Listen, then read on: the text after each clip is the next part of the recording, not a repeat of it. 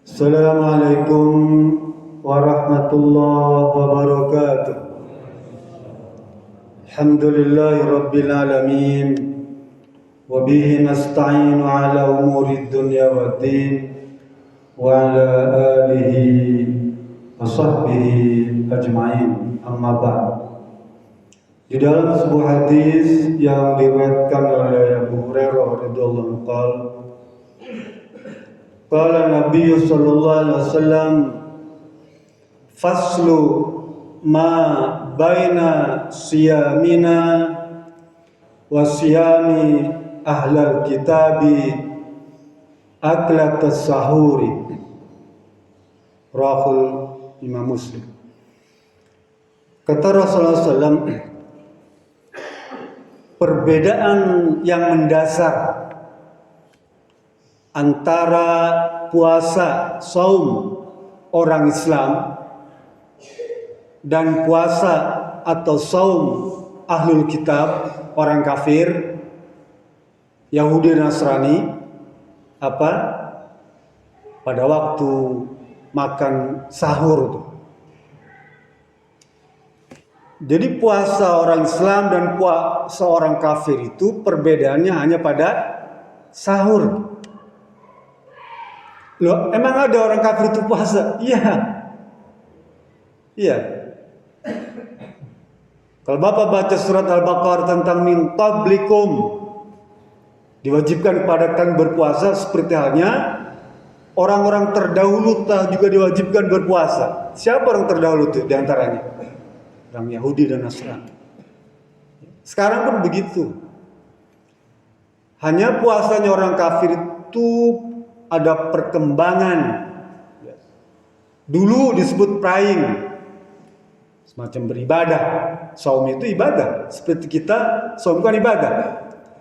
Tapi kemudian berkembang menjadi fasting. Apa fasting itu? Pantangan. Kalau Anda ketemu dengan orang kafir, dia bilang saya sedang berpuasa. Tapi kok minum? Ya. Karena puasa dalam tafsir mereka adalah fasting, pantangan tuh. Pantang makan daging, ya. Pantang makan hewan yang bernyawa. Ya. Ada banyak jenis pantangan kalau mereka berpuasa tuh. Ya. Artinya apa? Ada perubahan tata cara ibadah di agama mereka. Kembali ke masalah sahur. Sahur disunahkan, Pak. Rasul ajarkan kita. Bahkan di sahur itu kata Rasulullah, tasahharu fa inna fis suhuri barokah. Makan sahurlah kalian. Karena di dalam waktu sahur itu ada keberkahan. Ada dua. Bapak boleh bisa baca fis sahur atau fis suhur, ya. Apa perbedaannya? Kalau fis sahur, as-sahur itu makanannya, Pak. Nasi, ikan, kolak, jus, ya. Itu as-sahur. Makanan yang kita makan untuk sahur tuh. Dari mulai jam 3 sampai jam 4.30 itu kita nggak berhenti tuh. Kultur orang Indonesia, ya, berbeda dengan kultur di zaman Nabi. Zaman itu makan cuma korma, makanya dia waktunya pendek tuh. Sebelum azan tuh sekitar 50 ayat lah, singkat. Karena nggak ada jenis makanan lain waktu itu mungkin. Tapi kita makanannya banyak, bertumpuk, sisa tajil itu masih banyak. Sehingga makan satu panjang pada jam 3 sampai jam setengah 5 gitu, azan baru berhenti tuh. Ya. Boleh tak apa-apa. Ya. Waktu itu adalah waktu yang penuh barokah, as-suhur namanya. Jadi as-sahur itu makanannya, as-suhur itu waktunya. Ya. Waktunya tuh. Dan kedua-duanya mengandung keberkahan tuh, Pak. Gunakan. Hatta sekedar minum air saja seteguk, Rasul bilang cukup. Untuk apa? Meraih keberkahan tuh. Bukankah kita berharap keberkahan dalam hidup ini, Pak? Apa yang kita tunggu? di dunia ini, ya. Karena keberkahan itu diberikan di dunia, Pak. Semua jadi barokah. Makanannya, waktunya, uangnya, tenaganya, pikirannya, anak, keluarga, ya, tetangga, semua barokah. Lingkungan barokah, itu yang kita cari, Pak. Keberkahan.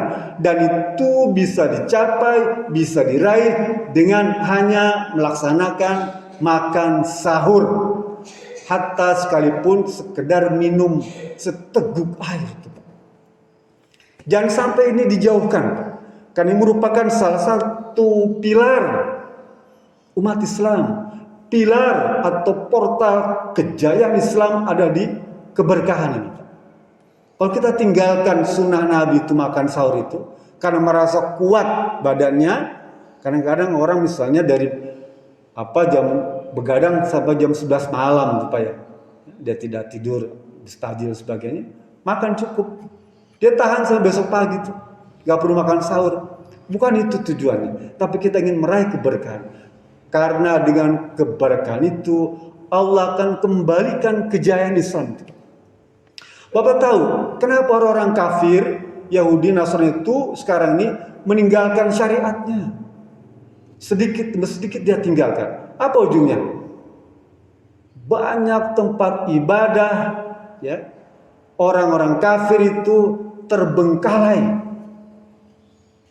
ditinggalkan begitu saja, tidak digunakan untuk beribadat. Alhamdulillah di beberapa negara ribuan gereja dibeli oleh umat Islam. Ribuan, bukan cuma 100-an, ribuan gereja, sinagog dibeli oleh umat Islam dan dijadikan tempat ibadah. Saya kemarin dikirimin sebuah gereja di wilayah timur, dibeli orang Islam dan dijadikan masjid, lambang salib diturunkan dan diganti dengan lambang Allah Subhanallah. Karena mereka meninggalkan ajarannya, meninggalkan syariatnya. Orang berbondong-bondong berebut untuk daftar masuk Islam. Pernah terpikir di suatu tempat Times Square Amerika itu dulu yang steril, nggak boleh ada kegiatan Islam, sekarang dipakai buka puasa bersama, sholat maghrib, makan malam, dan tarawih bersama.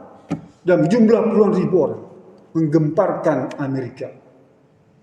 Ini karena mereka telah meninggalkan syariatnya.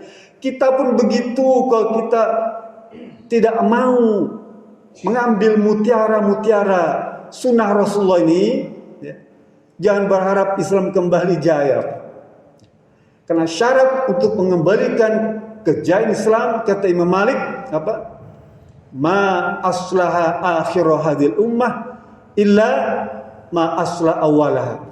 Tidak akan pernah diraih kejayaan, kemenangan oleh umat Islam, ya, kecuali dia mengembalikan seluruh syariat yang pernah dipraktekkan oleh para sahabat, ya, tabi'in, sehingga mereka mencapai kejayaan Islam. Jadi kalau kita ingin kembali jaya nih di Nusantara Islam nih, jangan sampai kembali diejek, dilecehkan, dihina, diintimidasi. Kita merasakan gak sih umat Islam nih? Kalau umat Islam sekarang ini merasa dimarginalkan, mungkin ketinggian bahasanya ya.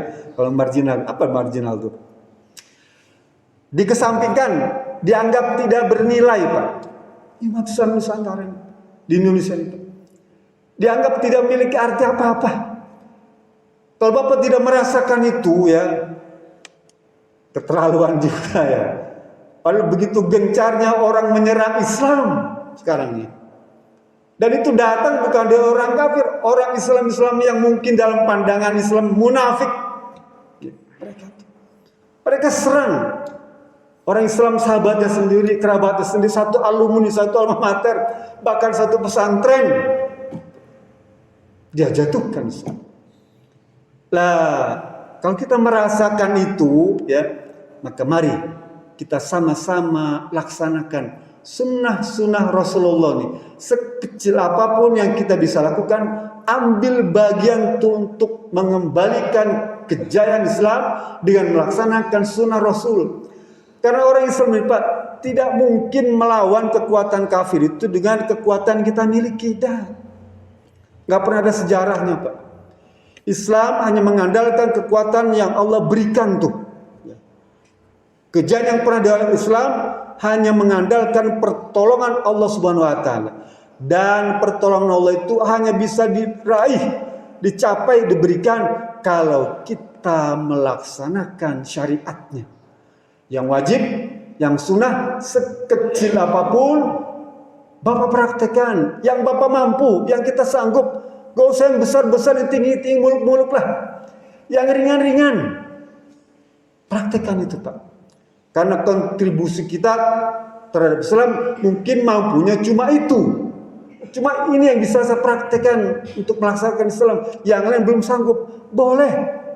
Sebatas kemampuan itu yang kita sanggup berikan kepada Islam sebagai bagian sumbangan atau sokongan untuk mengembalikan kejayaan Islam, izzul Islam wal muslimin. Itu saja.